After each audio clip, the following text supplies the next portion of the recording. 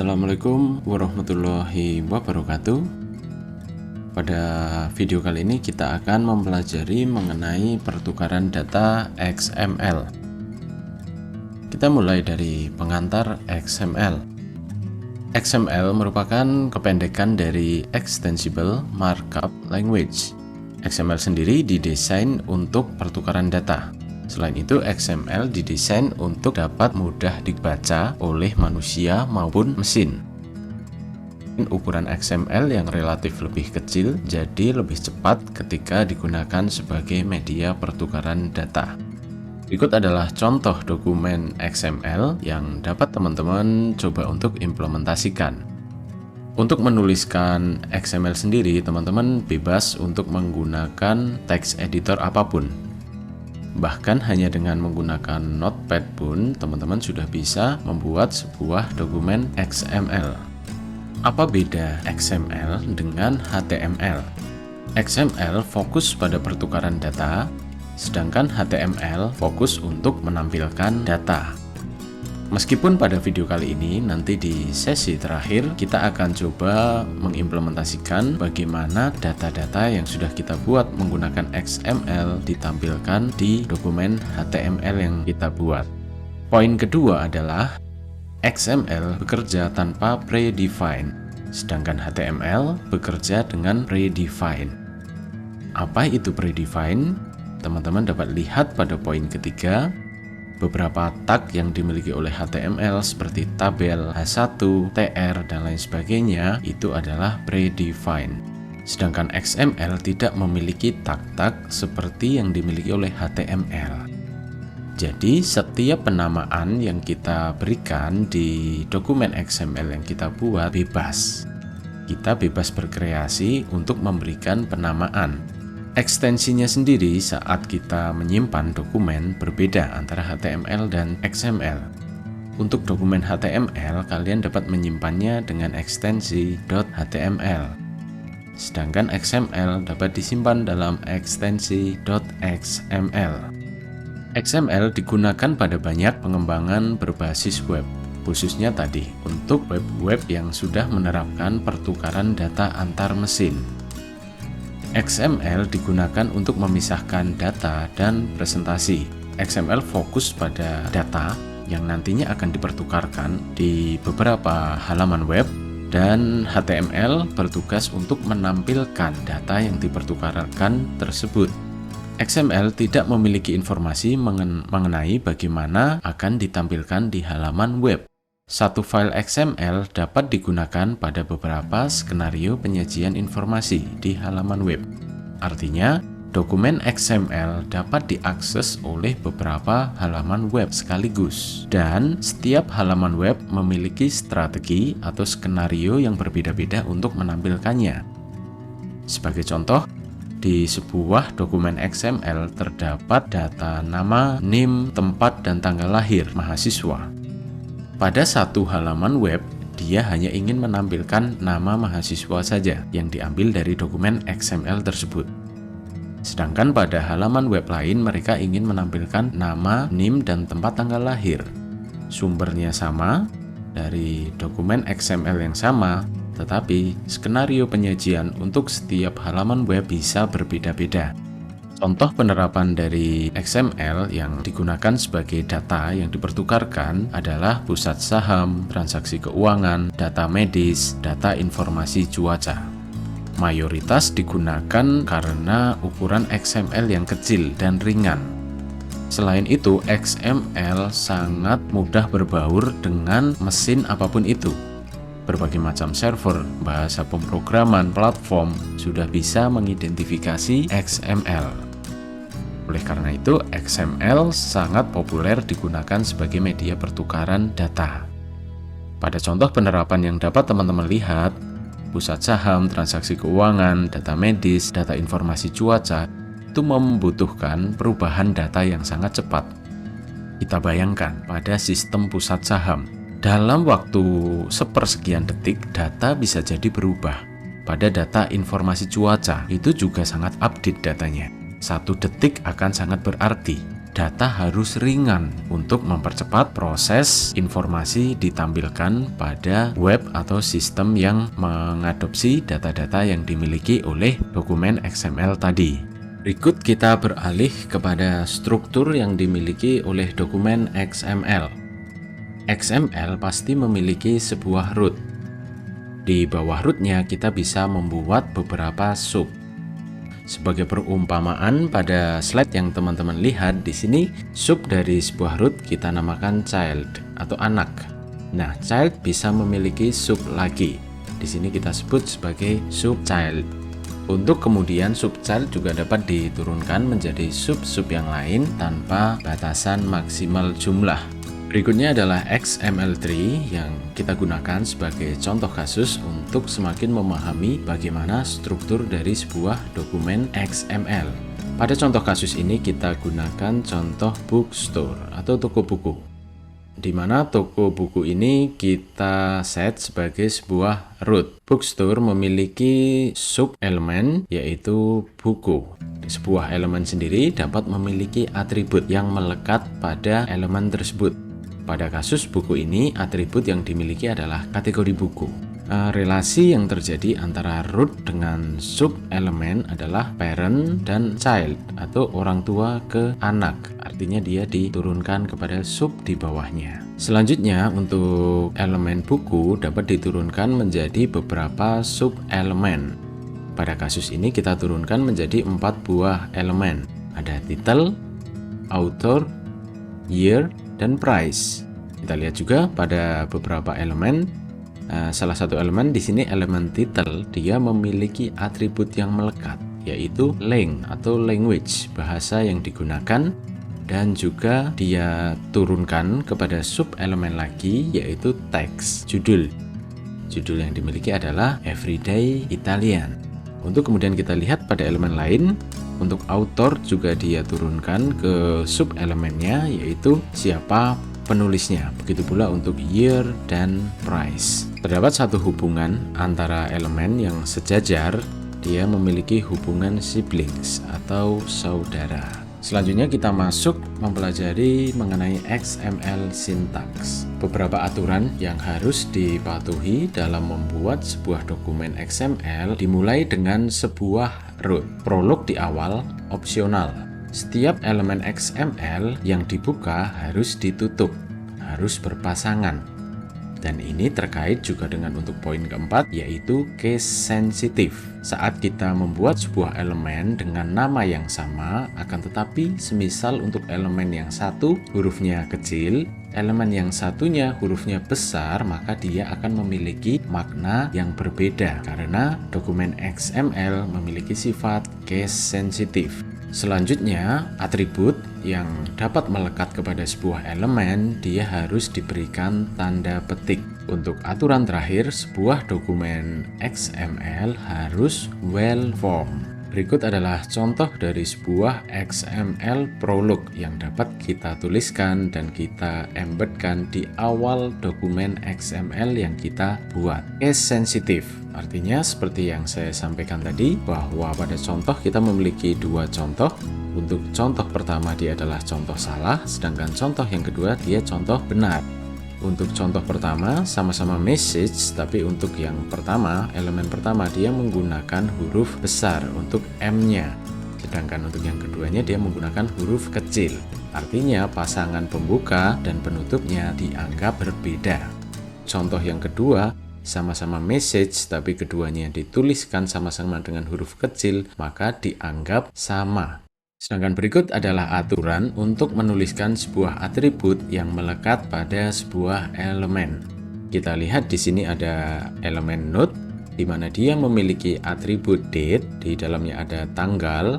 Contoh kiri salah karena dia belum ditambahkan petik di awal dan ditutup seperti halnya yang dapat teman-teman saksikan di contoh benar yang sebelah kanan. XML juga melarang penggunaan beberapa simbol, karena simbol-simbol tersebut sudah digunakan oleh XML itu sendiri. Beberapa simbol seperti kurang dari, lebih dari, dan lain sebagainya tidak boleh digunakan.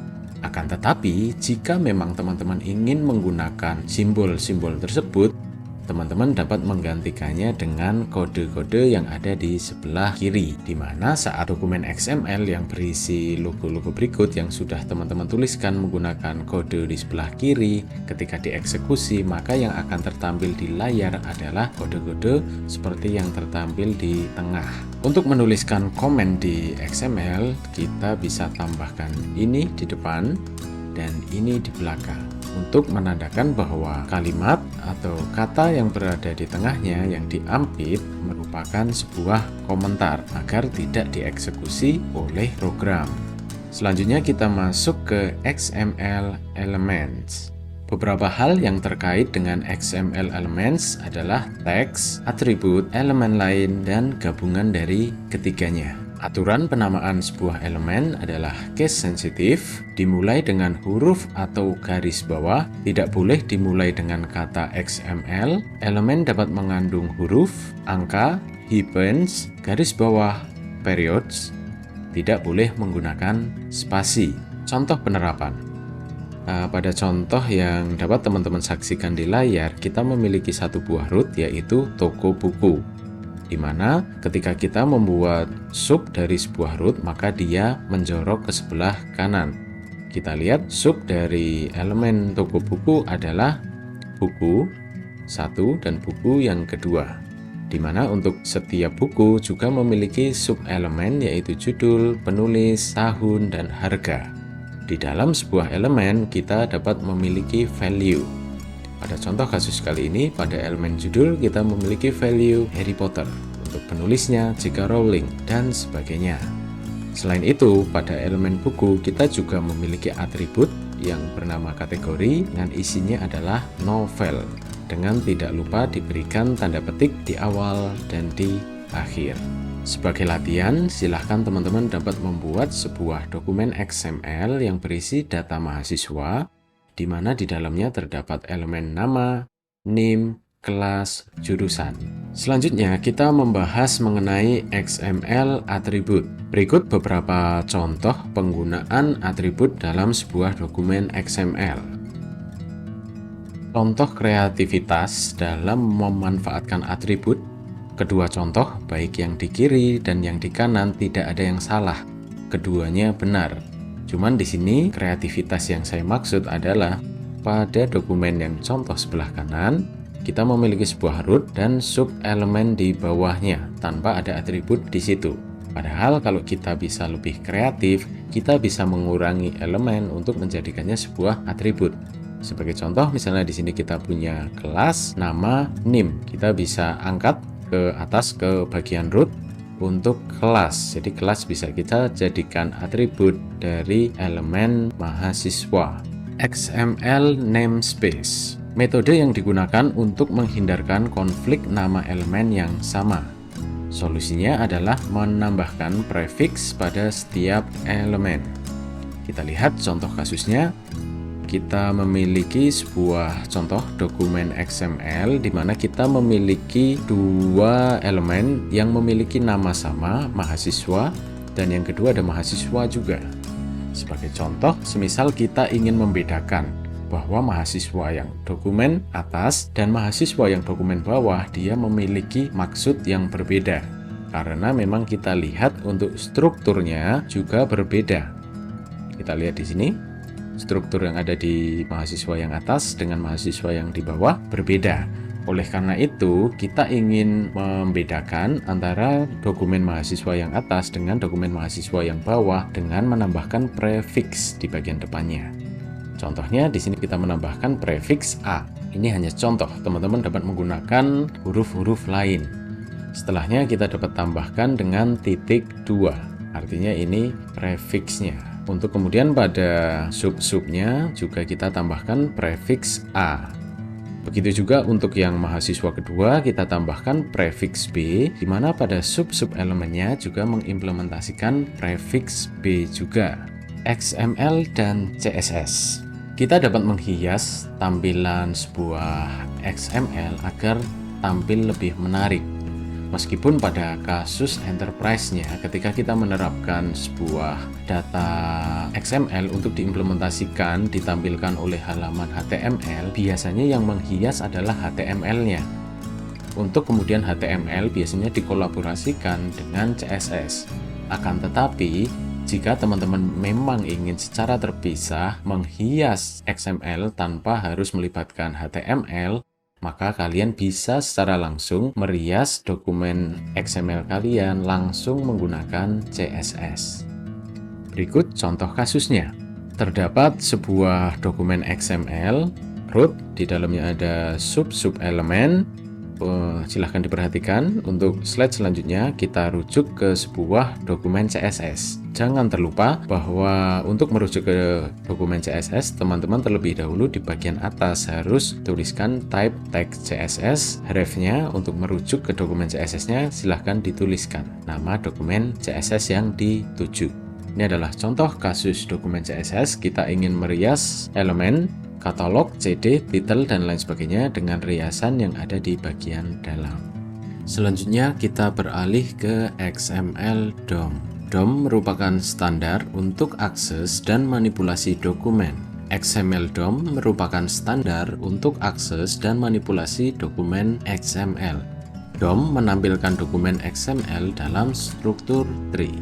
XML DOM memiliki standar untuk mengakses, mengubah, menambah, dan menghapus elemen XML. Pada kasus ini, kita akan menggunakan XML DOM untuk menampilkan data-data XML di dokumen HTML agar dapat dilihat di front-end suatu halaman. Terdapat 3 cara untuk mengakses data menggunakan XML DOM. Pertama, kita dapat menggunakan get elements by tag name. Yang kedua, kita bisa menggunakan looping, traversing. Cara ketiga yaitu menggunakan navigasi node tree. Cara pertama, kita menggunakan get elements by tag name. Fokus di bagian ini. Pada bagian title ini, teman-teman dapat isikan nama elemen dari dokumen XML yang ingin ditampilkan. Kedua, teman-teman dapat menggunakan looping atau traversing.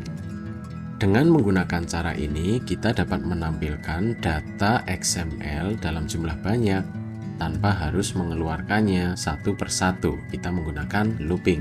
Pada cara ketiga ini, kita menggunakan navigating, yaitu kita membuat sebuah fungsi yang di dalamnya berisi instruksi untuk mengambil data, elemen, nama elemennya berada di sini dan ditampilkan di dokumen HTML, di mana teman-teman sebelumnya sudah mempelajari mengenai kelas dan ID di HTML. Maka ketika ada keterangan dokumen get element by ID, maka output dari elemen XML ini akan ditampilkan di dokumen HTML yang memiliki ID demo. Kita akan coba lihat untuk contoh penerapannya. Di sini semisal kita membuat satu file HTML dengan nama mahasiswa. Yang harus teman-teman pahami adalah kita membuat sebuah paragraf dengan tag P di mana kita berikan ID demo. Di dalam paragraf ini yang nantinya akan kita gunakan untuk menampilkan data-data dari dokumen XML. Sedangkan untuk fungsi load XML doc ini tidak perlu teman-teman pahami lebih lanjut, karena ini memang default yang bisa teman-teman gunakan untuk mengambil data dari XML. Teman-teman mengambil data menggunakan metode get dan nama dokumen XML-nya adalah daftar mahasiswa.xml. Sedangkan untuk fungsi kedua yaitu my function yang akan kita gunakan untuk mengambil data dari dokumen XML kita, yaitu daftar mahasiswa.xml. Yang perlu teman-teman perhatikan adalah bagian ini. Kita membuat sebuah variabel X yang akan kita gunakan untuk menampung get element by tag name. Ini adalah nama elemen dari dokumen XML yang coba kita ambil, yaitu nama. Untuk selanjutnya kita loopingkan. Nah, yang harus teman-teman pahami lagi, Hasil outputan ini akan kita tampilkan di sini. Dokumen get element by ID demo. Artinya output dari fungsi ini akan menampilkan hasilnya di dokumen HTML yang memiliki ID demo. Kita kembali ke awal tadi, dokumen HTML yang memiliki ID demo adalah ini, sebuah paragraf. Sedangkan berikut adalah file daftar mahasiswa.xml yang datanya kita gunakan untuk kita ambil di dokumen HTML sebelumnya. Pada contoh ini kita lihat tadi bahwa data yang kita ambil adalah elemen nama untuk kita tampilkan menggunakan looping. Kita lihat di sini untuk elemen nama kita memiliki 3, nama, nama, nama. Berarti kita ingin menampilkan ketiganya, kita bisa menggunakan fungsi looping tadi. XML validator. Di awal tadi kita sempat mendiskusikan bahwa sebuah dokumen HTML haruslah well-formed. Syarat bahwa sebuah dokumen HTML, pertama, dokumen XML harus memiliki elemen root. Setiap elemen XML harus memiliki tag penutup, dibuka dan ditutup dengan penamaan yang sama. Dan yang harus diingat, tag XML bersifat case sensitif. Keempat, atribut XML harus ditandai dengan tanda petik di bagian awal dan di bagian akhir. Sebuah dokumen XML yang sudah well-formed belum tentu valid. Selanjutnya kita akan bahas bagaimana sebuah dokumen XML dikatakan valid. Dokumen XML yang valid sudah pasti well-formed. Namun, dokumen XML haruslah sesuai dengan dokumen type definition. DTD. DTD ini sebuah standar yang dapat kita buat untuk menentukan bahwa sebuah dokumen XML valid. Valid menurut siapa? Valid berdasarkan proses bisnis dari sistem-sistem yang akan mengkonsumsi data XML tadi. Selain DTD, kita juga dapat menggunakan standar lain yaitu XML schema. Berikut adalah contoh dokumen XML dan dokumen DTD. Dokumen atas kita memiliki sebuah dokumen XML di mana kita memiliki root yaitu node dan di dalamnya ada sub elemen kepada dari heading. Nah, kita juga pada bagian bawah kita memiliki dokumen DTD. Idealnya kita membuat dokumen DTD terlebih dahulu sebelum membuat dokumen XML. Karena dokumen DTD digunakan untuk memastikan bahwa dokumen XML yang akan kita buat telah sesuai dengan proses bisnis dari sebuah organisasi, dari sebuah instansi yang menggunakan sebuah web atau sistem untuk mengkonsumsi data-data yang ada di XML. Cara membacanya untuk aturan yang ada di DTD adalah sebagai berikut. Kita ingin membuat dokumen XML yang aturannya dituliskan di dalam dokumen DTD ini, kita simpan dengan ekstensi .dtd. Dengan aturan adalah dokumen XML harus memiliki root yaitu node, di mana di dalamnya terdapat beberapa subelemen yaitu kepada, dari, heading, dan body. Kita lihat untuk dokumen XML-nya apakah sudah memenuhi aturan DTD yang pertama.